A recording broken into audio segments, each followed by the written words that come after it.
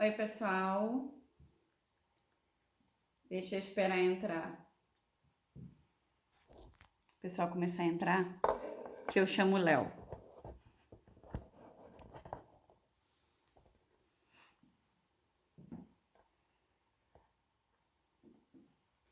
Só tô esperando o pessoal entrar um pouquinho que eu vou chamar o Léo, tá? Pra participar da live. Acho que eu já até posso chamar que ele já tá aqui, ó.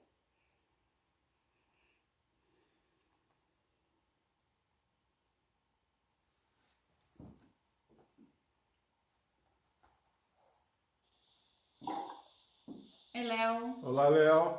Oi, Boa boa noite. noite. Tudo bem? Eu Boa noite a todos. Só tô dando um tempinho pro pessoal entrando aí, Sem problemas. porque tem o pessoal aqui que me pediu pra esperar um pouquinho. A gente espera. Só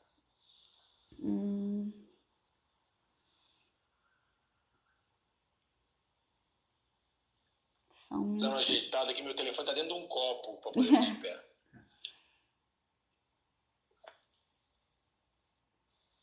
Tá, acho que a gente já pode começar.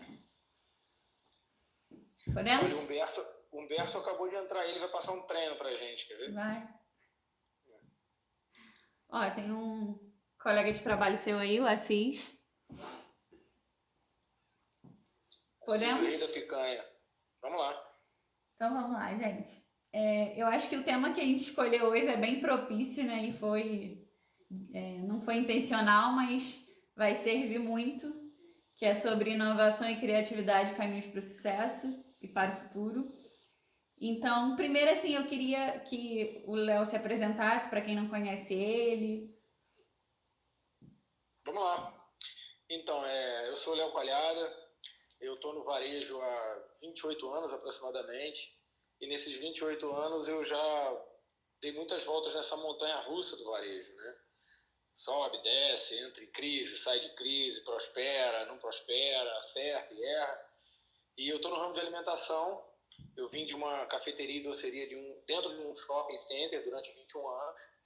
E há 3 anos e meio eu migrei para a rua, saí do shopping, vim para a rua e tive que modificar todo o meu negócio em função dessa nova oportunidade.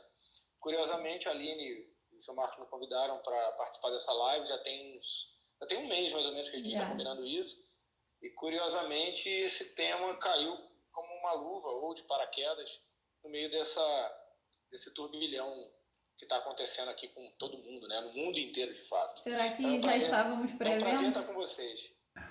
Será que a gente já estava prevendo? Pô, então vamos prever 6 números agora, viu? Vamos prever 6 números pra gente jogar na Mega Sena. Verdade. Gente, eu vou falar um pouquinho, o Léo daqui a pouco vai falar mais um pouquinho com a gente sobre o que ele tem feito, né, principalmente agora, nesse momento de crise, para se reinventar mais uma vez. Eu queria falar um pouquinho com vocês sobre o espírito empreendedor, né? No mundo onde o conhecimento humano, ele dobra a cada poucos anos, onde a internet ela se tornou um meio de comunicação eu acho que estrondoso, né? E eu acredito que pós-crise vai aumentar isso muito mais. A mudança, ela passou a ser invariante, né? Do nosso universo. Então, mudar se tornou cada vez mais importante e, principalmente, se tornou meio de sobrevivência. É importante que a gente, principalmente agora, busque, no meio dessa crise toda, né? Uma mudança, e uma mudança eu acho que é muito profunda, que vai muito além do que muita gente está imaginando.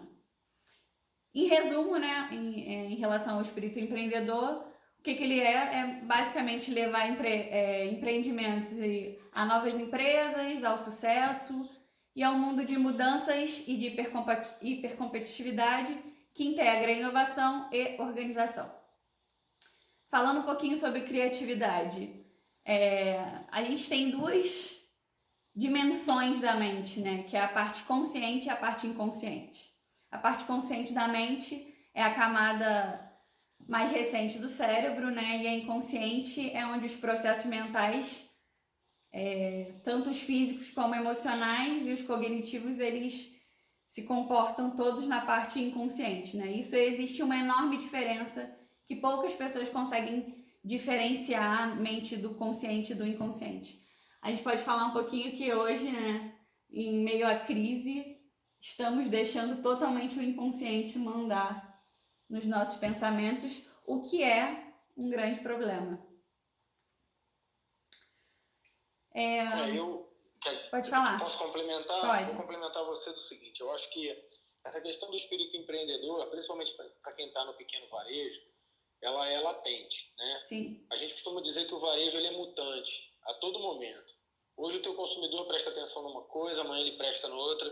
A concorrência, de fato, ela não é uma concorrência de segmento nem de produto, ela é uma concorrência de consumo, onde no caminho, meu cliente decidiu vir aqui tomar um café comigo.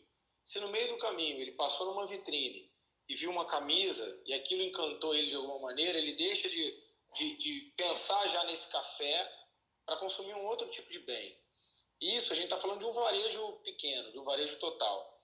E então você tem que estar atento a todas as mudanças de comportamento, não só do mercado, como do seu cliente. Eu fico aqui, basicamente, eu costumo dizer que no meu negócio eu tenho ao mesmo tempo que uma maldição, vamos dizer assim, eu tenho uma dádiva, né? Porque, não curiosamente, o meu negócio hoje se chama Léo, pela referência da gente estar numa cidade pequena, e o pessoal fala, vou no Léo, vou no Léo, vou no Léo. O meu trabalho, a persona do Léo, ela transcendeu a marca da Bombom, que era a nossa cafeteria de 21 anos. E como a gente conhece todo mundo, vou no Léo, vou no Léo, vou no Léo. E isso se tornou, ao mesmo tempo que uma dádiva de reconhecimento do trabalho, ao mesmo tempo a gente fala que é uma maldição, mas uma coisa boa, Sim. porque as pessoas vêm aqui para encontrar comigo, né? E isso é muito legal. E eu acabo me tornando parte do meu negócio. Eu deixo de ser um comerciante para ser parte do meu negócio. E com isso eu tenho a possibilidade de prestar atenção no mercado de fato, ele acontecendo, ele vivo, entendeu? E isso para mim faz parte de um empreendedorismo total e completo. Todo dia o meu empreendedorismo está aflorado. Com certeza. Até porque, né, Aline, você frequenta aqui a nossa loja, você sabe que a gente tem um modelo de atendimento personalizado. E isso, para mim, é empreender de maneira específica. Você atende o teu cliente com aquilo que ele, dentro das suas possibilidades, com aquilo que ele quer consumir. Isso, para mim, é muito legal. Eu sei que não se aplica a todos os casos, né? Seu Marco pode falar um pouco disso. Mas a gente está falando de pequeno varejo, que talvez seja quem esteja sempre mais afetado dentro de uma crise ou de uma vida normal.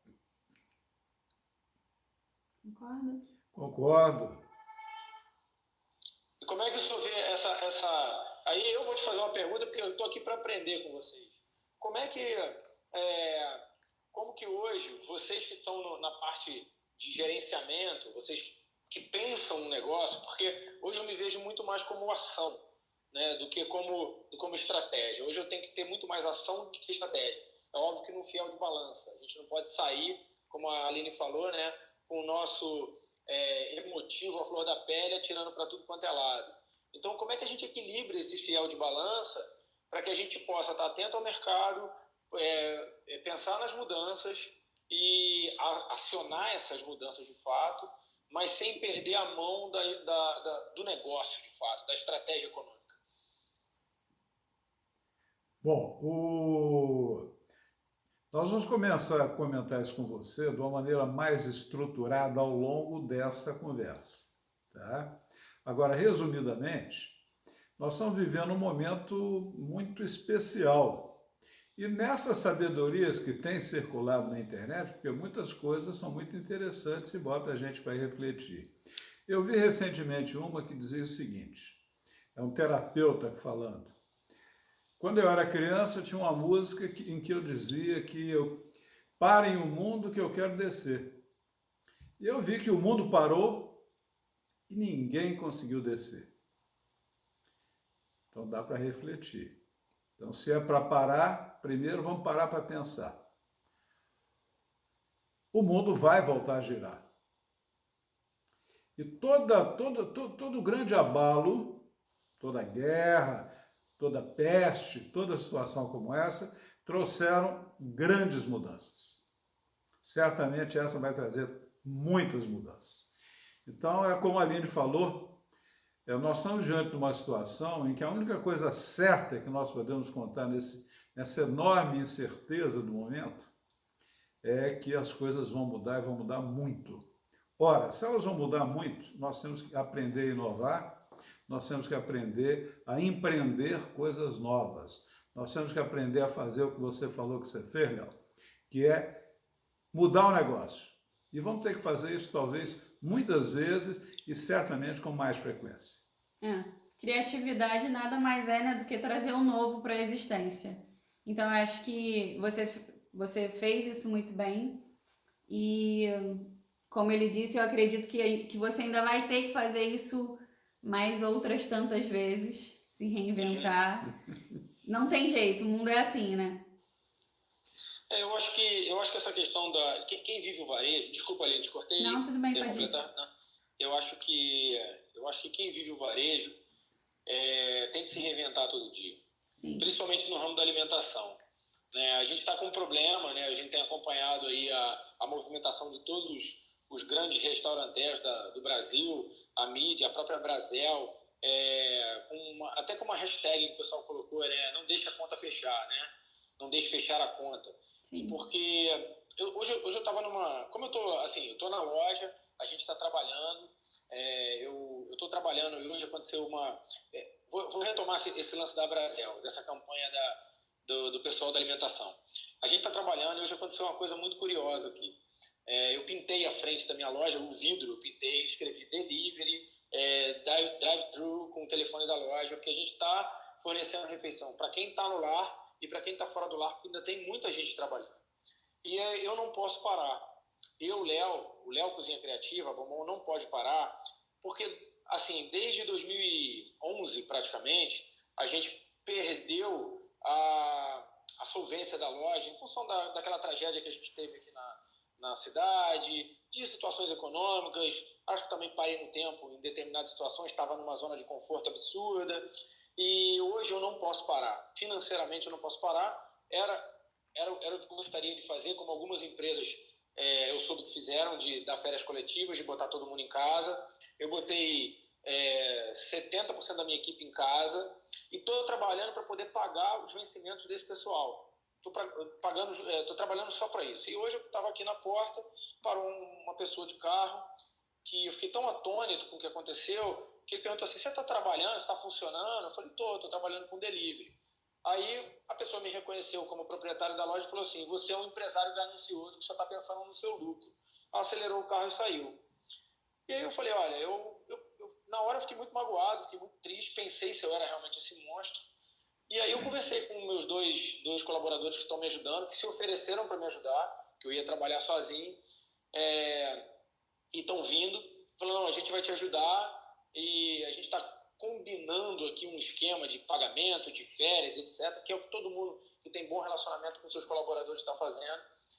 E o que a gente vê é exatamente isso. Assim, aí eu entrei numa celeuma com o pessoal aqui, que vai muito além daquilo que a gente pode mexer. Mas eu fiquei pensando em algumas coisas. Você falou de mudança, que vai mudar demais. E o que eu posso falar agora, eu posso até ser um pouco mal compreendido. Mas olha só, se nós tivéssemos talvez isso talvez seja romântico ou seja utópico, eu não sei. Se nós tivéssemos uma educação financeira, tanto para a empresa quanto para o empregado, a gente não precisava ouvir aquela história do seguinte: o funcionário ou o empregado que não tem dinheiro para se manter um mês é um despreparado. E o empresário que não tem um mês para manter sua empresa é um coitado. Eu acho que não é nenhum nem outro. Sabe? Eu acho que essas coisas da internet, que às vezes elas poluem demais a cabeça de todo mundo, principalmente numa situação dessa, eu vejo que se nós tivéssemos a possibilidade de que... Eu, por exemplo, tenho um funcionário de 20 anos. Ele tem um fundo de garantia recolhido há 20 anos. Essa hora, talvez esse fundo de garantia poderia ser um meio de sobrevivência, de subsistência dessa pessoa. Por que não o governo abrir mão disso? Ou então, se não tivesse o recolhimento do fundo de garantia, e isso fosse pago a ele tivesse uma educação financeira, ele poderia se manter num momento como esse. E aí sim a gente poderia, teoricamente, suspender os contratos de trabalho, mas a gente saberia que essa pessoa tem uma reserva. Eu sei que isso é muito complexo, sabe? Eu sei que isso é muito difícil a gente mexer nessa questão das leis trabalhistas no país. Mas será que também esse vírus que movimentou isso tudo não faça com que as pessoas pensem nesse tipo de relacionamento, para que a gente tenha uma educação financeira diferente? E outra, esse lance da Abrazel, de estar preocupada com esse número de 6 milhões de pessoas que podem perder seus empregos em bares e restaurantes, será que essa preocupação, e ela é real, a nossa preocupação não é de pagar fornecedor ou de negociar um aluguel, que isso tudo você resolve, mas sim de manter essas famílias assistidas, porque são pessoas que vão voltar a trabalhar. E como é que a gente conseguiria ter caixa? Se fosse lindo, se a economia fosse maravilhosa, se o país não tivesse passado por tantas crises, a gente conseguiria ter caixa para, num momento como esse, deixar todo mundo tranquilo. Mas é uma realidade que não é verdadeira. Então, assim, será que essas mudanças de comportamento que esse coronavírus veio trazer para a gente pensar, ele não está numa esfera muito maior, seja na parte de legislação trabalhista, na parte de educação financeira pessoal, educação financeira de empresa? Será que ou a gente só vai simplesmente sair dessa situação aprendendo, infelizmente, só tendo que reaprender a lavar as mãos? É muito difícil fazer previsões, principalmente a respeito do futuro, como dizia uma figura do futebol americano chamada Yogi Berra. Então, esse é um momento difícil. Agora, o que eu vejo pela frente aí? Ficou muito claro, pelo menos para mim ficou muito claro, que nós vivemos num mundo interdependente. Eu já sabia disso, só que agora sentimos isso na carne. Um vírus que surgiu numa região do mundo atingiu o mundo todo. A implicação de saúde disso aí já está até razoavelmente mapeada. O que ninguém tem ideia ainda é das implicações econômicas dessa situação. Agora, nesse momento, é um momento de guerra, vamos dizer assim. Nós temos que viver um dia de cada vez, mas pensando no futuro e se preparando para o futuro. Porque o mundo vai continuar. Ele até hoje não parou de vez, deu uma parada momentânea e vai voltar a girar. Quando ele voltar a girar, aí sim as coisas vão mudar muito depressa. Então agora nós temos duas dimensões aí. Uma dimensão, a nossa dimensão pessoal. Como nessa incerteza, nessa confusão de comunicação, nesse nervosismo, nós vamos manter a calma. Nós vamos administrar o nosso estresse. Porque o que é que acontece? O estresse, quando a gente se deixa levar pelo estresse, nós temos dois efeitos. Primeiro, a gente não consegue mais pensar, só vê problema. E quanto mais a gente vê problema, mais problema a gente vê. Então, a saída da crise fica inviável. Você, por exemplo, qual foi a única saída que você viu quando você focou na solução? Eu não posso abrir o restaurante, mas posso vender delivery. Então, você foi para a porta que estava aberta. Você foi para vender delivery, você focou na solução. É isso que a gente precisa nesse momento. Tem até mais coisa que aconteceu, tem até mais desdobramento que eu vou contar já já. Tudo bem. Isso aí. Agora, esse é um lado. Mas tem outro lado que eu acho que é mais importante ainda. Eu não sou infectologista, não sou médico, mas a gente já tem alguma experiência de vida. E eu venho estudando a mente há muito tempo e observando a mim e observando as pessoas. O que eu observei ao longo da minha vida?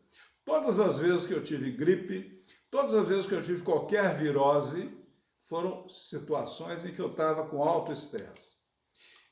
Ora, isso por quê? Por causa do vírus? Não, eles já estavam lá. Isso porque o meu sistema imunológico ficou muito baixo. Então o estresse ele nos traz também uma queda na força, no potencial do nosso sistema imunológico. Aí nós favorecemos tremendamente o coronavírus. Então nós temos que, nesse momento, primeiro, conseguirmos gerenciar o nosso estresse. Tem vários recursos, nós vamos falar nisso na nossa próxima live, no dia 2, quando nós vamos falar de desafios, dores e soluções nesse mundo competitivo. Pessoas, voltado para pessoas, tanto para as pessoas que trabalham conosco, como para nós que também somos pessoas. Nós somos parte do sistema também. Tá? Então, esse lado nós vamos tratar em mais detalhe lá. O outro lado é que nós vamos tratar mais aqui hoje. Nós precisamos mudar, porque o mundo vai mudar. E quem não mudar vai morrer, lamentavelmente. Essa tem sido a lição que o mundo tem passado para todo mundo. Eu estava lendo hoje de manhã que na lista da revista Fortune de 1979, 40% das empresas fecharam. A lista da revista Fortune, para quem não sabe, é a lista das maiores empresas americanas. Então, das empresas de 79, 40% fecharam. Já na lista de 2000, 30% daquelas primeiras fecharam.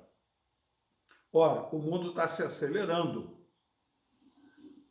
As coisas estão se acelerando. Agora, quando o mundo voltar a girar, as mudanças vão ser tão grandes. As mudanças, não sei exatamente quais serão. É muito difícil prever isso. Mas certamente vai aumentar muito o trabalho remoto, vai aumentar muito a consciência dessa interdependência. Porque ou a gente sai desse mundo, já que ninguém pode sair, já que não dá para pular do barco, ou a gente se entende ou fica todo mundo louco. Então, acredito que o bom senso vai prevalecer na humanidade, como já prevaleceu em outras situações. Chegou um momento na história do mundo que caiu a ficha para os poderosos da época.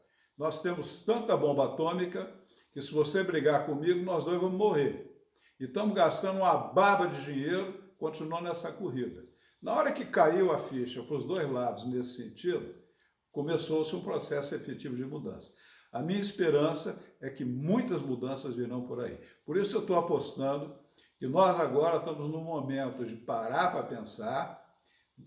Não podemos parar, como falou o Léo, nós não podemos parar, a vida continua. Então, se nós não estamos podendo trabalhar externamente, vamos pensar, vamos planejar o futuro o melhor que a gente puder. E aquilo que qualquer um puder fazer, vá fazendo. Tá? Porque as coisas vão mudar e vão mudar muito. Isso nós vamos falar em mais detalhe quando falarmos de inovação. Agora, a gente gostaria, Léo, que uma coisa é falar a respeito, outra coisa é mostrar. Existem coisas na vida que são mais fáceis de mostrar do que de explicar. Então, criatividade é uma delas. É mais difícil ser explicado que você mostrar. É igual pegar, por exemplo, falar o gosto de uma fruta estranha que ninguém nunca comeu para aquela pessoa que nunca comeu aquela fruta. Por exemplo, morango. Nós conhecemos morango, mas imagina alguém que nunca comeu morango. Então, nada melhor do que falar de uma experiência de criatividade no mundo dos negócios, que é o que a gente gostaria que você falasse com a gente. Como é que você tem saído das crises no passado?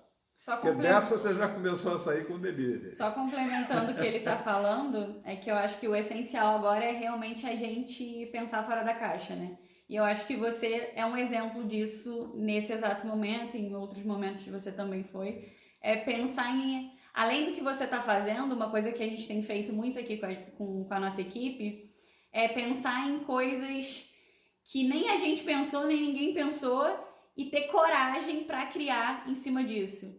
E eu acho que você teve coragem aí, você, no seu ramo de congelado, a gente já havia conversado sobre isso antes, o que é mais engraçado, né? Porque antes dessa crise a gente já tinha falado de um projeto seu sobre comida congelada e tudo mais, e agora talvez... Então, o que aconteceu foi o seguinte, né? Eu já venho, assim, as mudanças, vamos lá, sobre crises passadas, o que aconteceu comigo? Em 2016, né, quando eu fiz essa migração da minha loja física do shopping para a rua, eu trouxe o mesmo modelo de negócio para cá.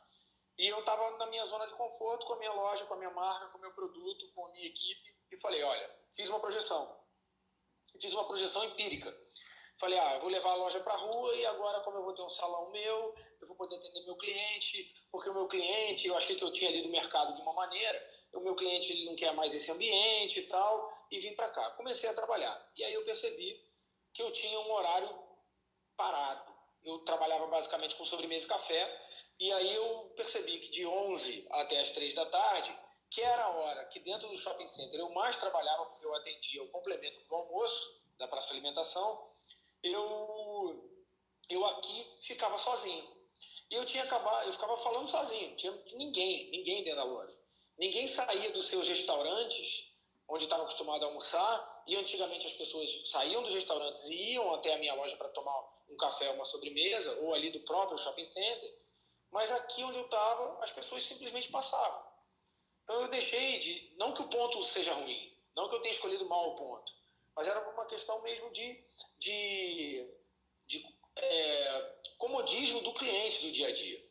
Isso é normal, o mercado ele é cômodo, né? As pessoas se acomodam, se acostumam a fazer roteiros e rotinas dentro de consumo. E aí eu tinha acabado de sair de uma sociedade de um restaurante que eu tinha aqui um amigo, e as pessoas dizendo, poxa, você saiu do restaurante, o restaurante fechou, abre um restaurante, abre um restaurante, abre um restaurante. Eu não tinha capital para abrir um restaurante. Né? E aí o que eu fiz? Falei, cara, eu vou juntar tudo. Eu vou juntar. Veio a força motriz de trabalho. E aí eu juntei, foi onde eu comecei a trazer a alimentação para dentro da Bombom. E eu percebi que o mercado não absorveu isso. A Bombom, que era uma cafeteria e doceria, essa marca aqui, que todo mundo conhece, as pessoas não conseguiam entender que essa marca, além de cafeteria e doceria, agora vendia almoço. E aí eu tive que me recolocar no mercado, ainda estou me recolocando, como Léo Cozinha Criativa, e suprimir essa marca de sobremesas para a sobremesa que eu tenho dentro do espaço Léo Cozinha Criativa. E com isso, eu criei a possibilidade de franquear essas sobremesas com a minha marca para outros empreendimentos. Então, antigamente, eu detinha esse produto como um produto meu, só meu, e queria que o cliente viesse até a mim para consumir meu produto. Com essa mudança de paradigma e de posicionamento, eu abri uma frente. Hoje eu vendo sobremesa para os restaurantes que quiserem ter as minhas sobremesas. Já foi uma primeira solução. Isso foi muito legal. Muito bom, sim. Muito bom. Isso foi muito legal.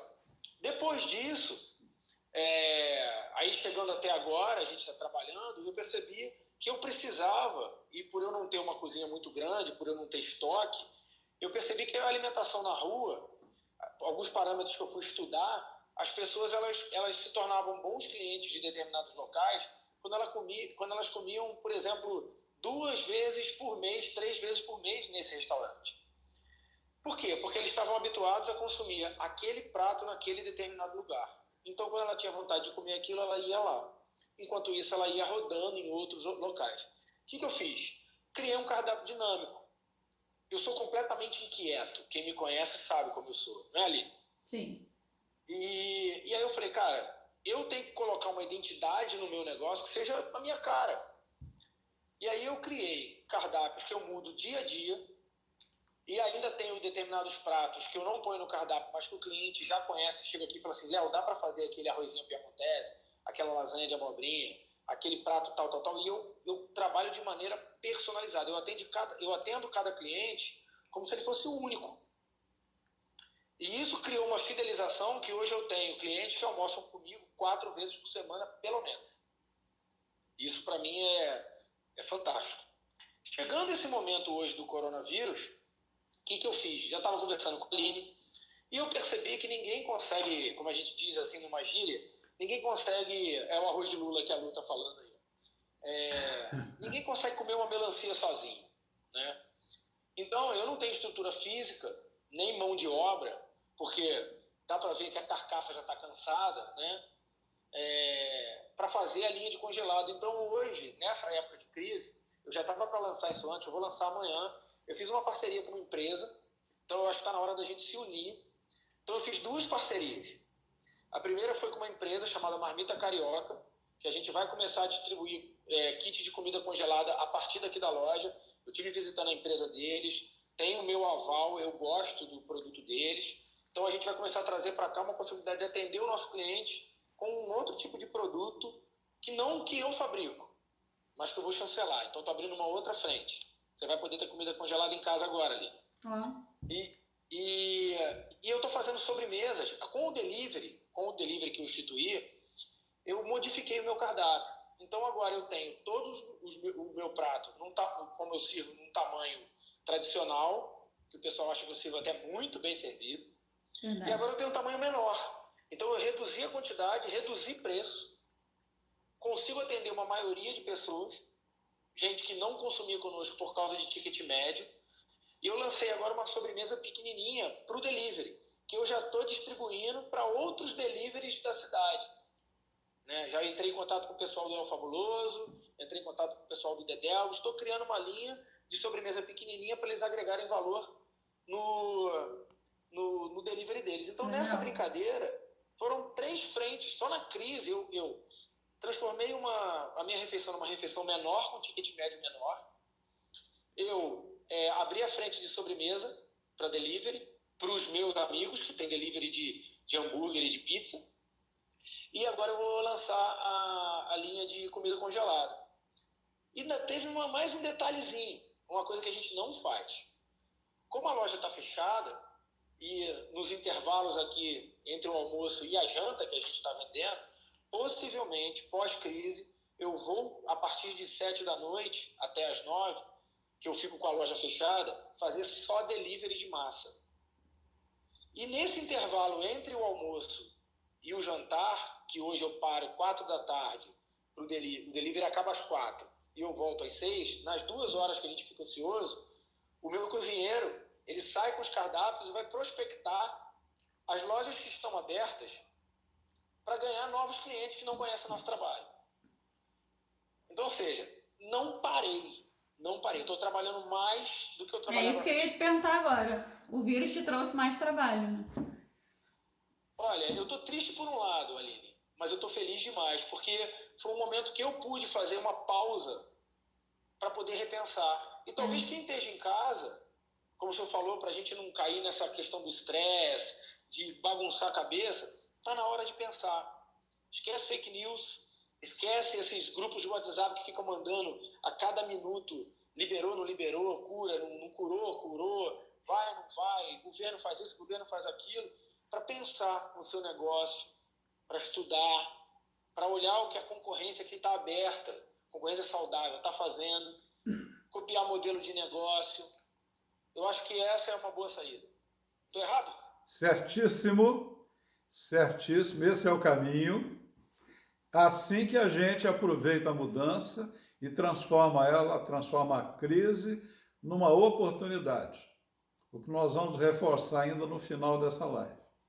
Você fez isso muito bem, está de parabéns, e o caminho é esse.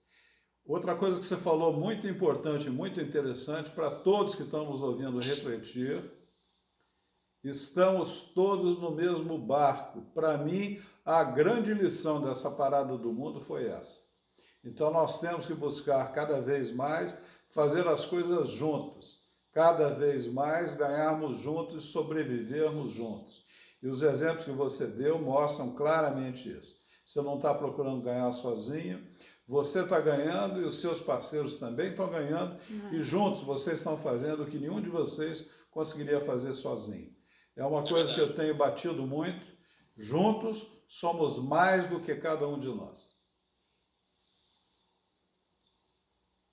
Diga, dona Aline, o que você tem para acrescentar nisso aí? Estão perguntando aqui, a Elaine e Fabrício Monteiro estão perguntando qual é o nome desse senhor? Esse senhor é o seu Marcos.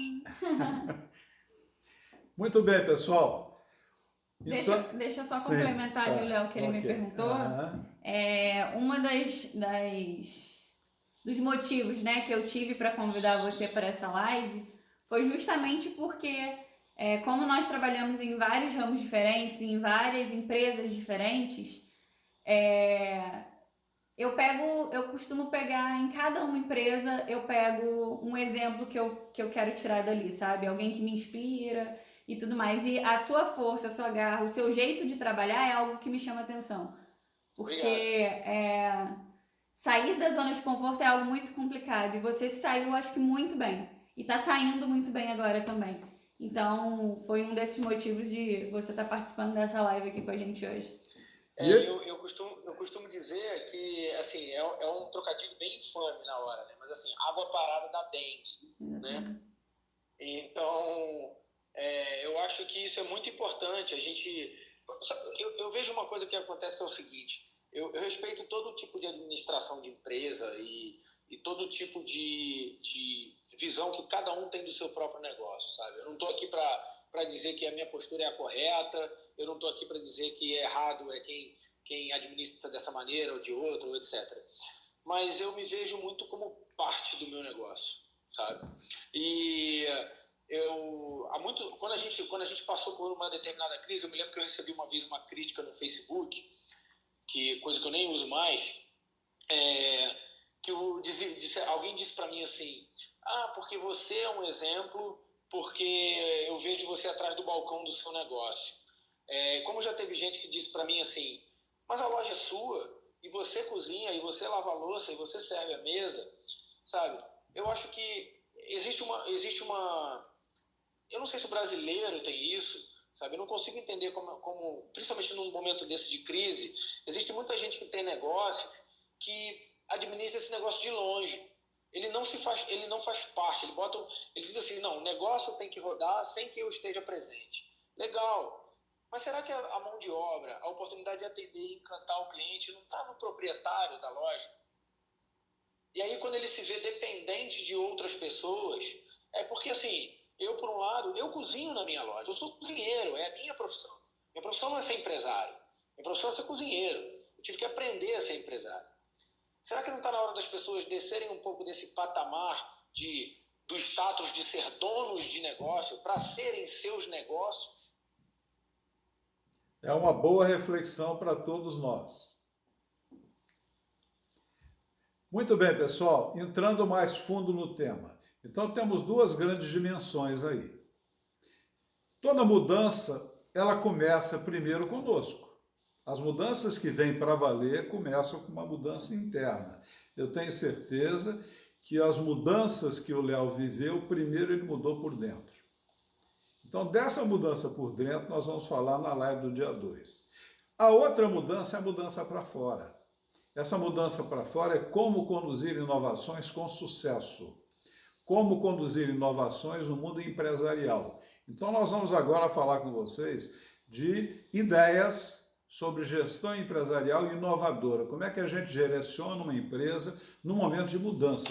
Porque certamente o momento de mudança vai ser a constante nossa durante um bom tempo, quando o mundo voltar a girar. A inovação empresarial, ela tem inovação, ela tem criatividade, mas ela está em cima de um sólido e bom empreendedorismo. Tem que fechar as contas no final do mês, né, Léo? É uma estratégia de prática empresarial que transforma algo existente num novo. É um empreendimento, um novo produto, um novo mercado, um novo negócio, ou algumas vezes uma nova empresa. É uma inovação empresarial. E é uma integração de criatividade com gestão empresarial. Nós somos dos dois lados. É como a nossa mente, né? Nós temos o lado direito da mente e o lado esquerdo da mente.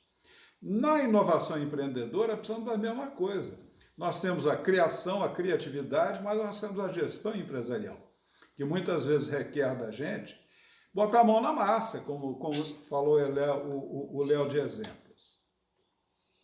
Só que o que nós estamos falando aqui, o que nós vamos falar hoje não é da gestão empresarial geral de um negócio que está andando, tudo bem, não. Nós vamos falar da gestão empresarial num negócio que está num momento de inovação. Pode ser um negócio que você está criando novo, pode ser um negócio que você está renovando todo o seu negócio, ou pode ser uma mudança